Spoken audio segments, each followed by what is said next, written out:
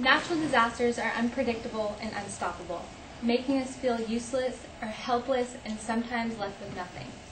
Last March 11th marked the one-year anniversary of the 9.0 earthquake and tragic tsunami that struck Japan. Now, as Japan struggles to rebuild its community and cities, the international talk is about how the tsunami debris is headed towards the west coast. 5 million tons of debris was washed into the ocean. However, 70% of this has sunk to the ocean floor. This leaves 1.5 million tons still in our ocean. That's a lot of debris. Think about this. Imagine you're walking along the shores of the beach, looking into the horizon, and you see debris, rubble, trash, and what used to be Japan's life floating towards you. This won't be as pretty as a view anymore. Or even walking through the sand and having to step over item after item and being careful where you walk. The beaches won't be as fun. This is why your group, as well as other beach environmental groups, can help contribute and pick up the debris as it floats to our shores. There's 3 main important things I'm going to talk to you about, and with this accurate information and knowledge, you guys can go out and take the proper precautions when picking up this debris. Tracking the debris, locating it, and the long-term damages it will cause, as well as the precautions we must take when we pick it up. A few weeks after the debris was washed into the ocean, it was in one massive pile. As you can see in this photo, the top picture shows the first few days of the debris in the ocean. It's all in one pile, which made it very easy for scientists and researchers to locate it. However, with the currents and winds, the debris has been so spread out, which in the bottom picture you can see one item floating with water and nothing around it. This is very difficult for researchers and scientists to find out where exactly each item is. However, this is good and bad. Because it's in such a big distance, it's 1,000 to 2,000 mile radius with width and length spread out. It's bad because this means that researchers can't predict and make accurate predictions where it's at. But it's good because this means that all the debris won't hit our shores at once, and it won't be the same time or place. Another way they're locating it is based off the currents and winds. This will determine where exactly the debris will hit. The predictions were it would reach Hawaii's coast by December of 2012 and December and January of 2012. This is around that time, there's a few items that washed up to shore that Hawaii had found. The next predictions is to reach Washington, Canada, and Oregon shores within a few months to the end of 2013. With this, we need to be precautious when we are looking at the debris and going near it. Which brings me to my next topic, the dangers. The few pieces that were found on Hawaii shores, the biggest scare and concern was whether or not it was contaminated with the radiation. However, most scientists believe that it's highly unlikely that it's going to be contaminated because of 2 main important factors. One, the debris was to a certain point and far out in the ocean and was a few days ahead of when the leak was occurring.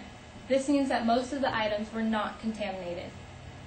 The second reason is the few items that washed up to Hawaii shore were tested for contamination, and all of them came out negative, meaning that they weren't contaminated. According to Catherine Higley, professor of the nuclear engineering and radiation health physics, she stated that whether or not the debris is contaminated, we still can't approach it as if it's safe. Make sure you use precautions because just because there's no radiation, there's still mixed chemicals and bacteria that has been floating around with this debris for the last year. The other dangers it can cause is boaters. Boaters usually typically take a certain path when out in the ocean. If they come across a large item such as a ship or other heavy items that could destroy their boat, they're going to usually take a typical different path.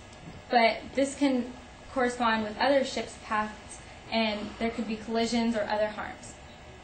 Also, if they don't see the item and it's right below the surface, this can really harm their boat and themselves.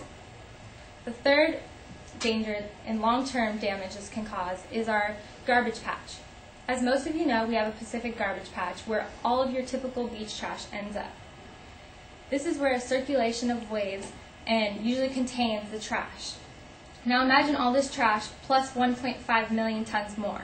This is going to overpollute and spread out and enlarge our garbage patch. And there's a lot we can do to stop this, which is what I'm going to talk to you now. Taking precautions when we pick up this debris is very important. Every item we pick up can contribute to making our beaches less polluted and saving other shores from being hit with the same debris. As you know, like the path of the debris and the currents, it's going to end up going back to Japan and Hawaii. But if we pick this up, we could stop this whole current from occurring. So taking precautions.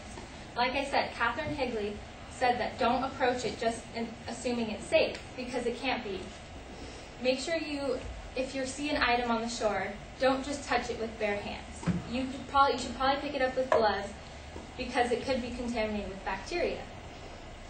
Also, if you see a heavy item such as a boat or refrigerators or anything that you feel uncomfortable with dealing with, there's numbers that I can give you at the end of the speech that you can call and they will come out and dispose of this properly. Think about how items can be floating through the ocean for over a year now. They're probably disintegrated and really weak and brittle, so picking them up can be very dangerous because they could break in your hands, causing you cuts or any other damage. With this information that I've given you, your beach group, as well as other environmentalist groups, can go out with the proper information and knowledge and help contribute to picking up this debris. I have now informed you about the tracking of the debris and where it's located, the long-term damages it could cause, as well as precautions you must take when picking it up. Natural disasters are unstoppable. Like I said, there's nothing we can do to stop them from happening, but we can prevent the aftermath and help clean up. So now that I've told you of all this information, your group can go and start picking up the debris with precautions and just be careful. Thank you.